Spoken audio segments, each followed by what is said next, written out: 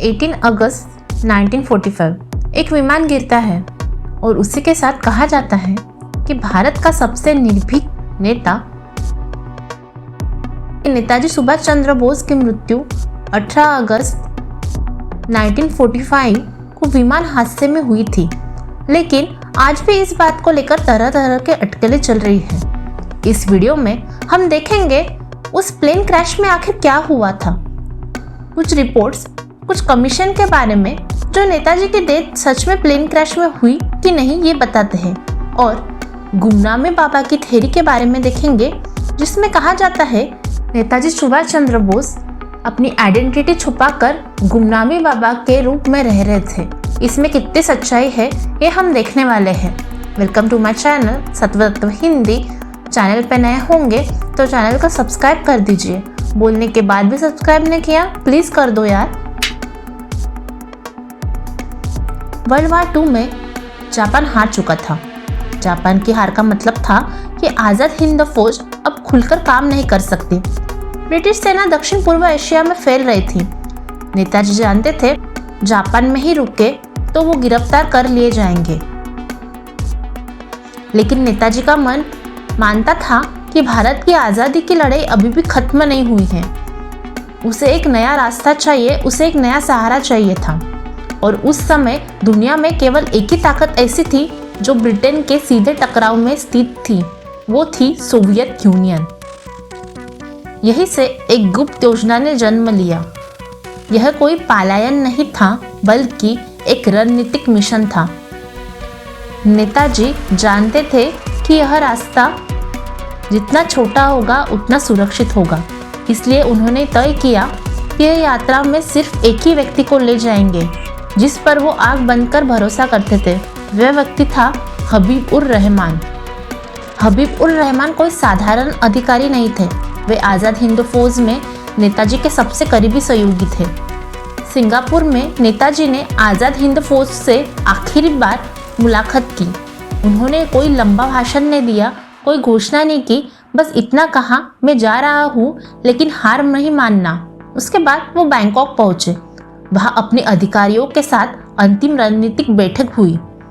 तय हुआ कि सीधी सोवियत यूनियन पहुंचना संभव नहीं है, पहले जापान के नियंत्रण वाले इलाकों से होकर जाना होगा। यह यात्रा कई छोटी सैन्य विमानों से होगी ताकि ध्यान न जाए। हर पड़ाव सिर्फ एक पड़ाव होगा, कोई ठहराव नहीं। बैंकॉक से नेताजी और हबीब उर रहमान सैंगॉय पहुंचे। आज का वियतनाम का शहर है, तब वो जापान के नियंत्रण में था। उसके बाद अगला पड़ाव ताइहोकू था, आज का ताइपे। यह कोई मंजिल नहीं थी, बस ईंधन भरने का ठिकाना था। योजना थी कि यहाँ से मंचूरिया और फिर सोवियत यूनियन जाया जाएगा। 18 अगस्त 1945 के सुबह जापानी सैन्य विमान रनवे पर खड़ा था। विमान में कुछ जापानी अधिकारी थे, पायलट था और आगे की सीट पर बैठे थे नेताजी। उनके पीछे ही हबीबुर रहमान बैठे थे। विमान ने जैसे ही उड़ान भरी कुछ ही सेकंड में एक जोरदार झटका लगा। इंजन में खराबी आई। प्रत्यक्षदर्शियों के अनुसार प्रोपेलर टूट गया, ईंधन टैंक फट गया और विमान आग के लपटों में गिर गया। रनवे के कुछ ही दूर पर विमान जमीन से टकरा गया। नेताजी सबसे आगे बैठे थे, ठीक ईंधन टैंक के पास। बाहर निकलते समय उनके कपड़ों में आग लग पड़ी। हबीबुर रहमान उन्हें बचाने के लिए दौड़े। उन्होंने नेताजी को थामने की कोशिश की और उसी कोशिश में उनके दोनों हाथ बुरी तरह जल गए। नेताजी को ताइहोकू के सैन्य अस्पताल ले जाया गया। डॉक्टरों ने कहा शरीर गंभीर रूप से जला हुआ है। दोपहर होते होते नेताजी की हालत और बिगड़ती गई। सुभाष चंद्र बोस को मृत घोषित कर दिया। उसके बाद कई वर्षों तक बड़ी कहानियां गढ़ी गई। कहा गया कि नेताजी जिंदा थे, कहा गया कि वे साधु बनकर छिपे रहे। नेताजी के विमान हादसे ने कई जांच समितियों को जन्म दिया। उनमें से पहली थी British Pegasus report. British Pegasus report में माना गया कि बोस ताइहोकू हॉस्पिटल में मोटे जलन की वजह से मारे गए। भारत सरकार ने बाद में 3 प्रमुख जांच की। 1956 में शाहनवाज कमेटी, 1970 में एकल जज खोजला आयोग, और 1990 में मुखर्जी आयोग। शाहनवाज कमेटी में नेताजी के बड़े भाई सूरज चंद्र बोस भी सदस्य थे। इस कमेटी के बहुमत रिपोर्ट में निष्कर्ष था कि नेताजी विमान हादसे में मारे गए। हालांकि 1975 के खोजला आयोग ने फिगेसिस और शाहनवाज रिपोर्ट की पुष्टि करते हुए पाया कि नेताजी की मौत विमान हादसे की वजह से हुई थी, किंतु 1990 के मुखर्जी आयोग ने इस कहानी को अलग ढंग से पेश किया। इसने कहा कि हादसा नकली हो सकता है और नेताजी को भयंकर रूप से घायल होने के बाद एक गुप्त योजना के तरह यूएसएसआर भेज दिया गया।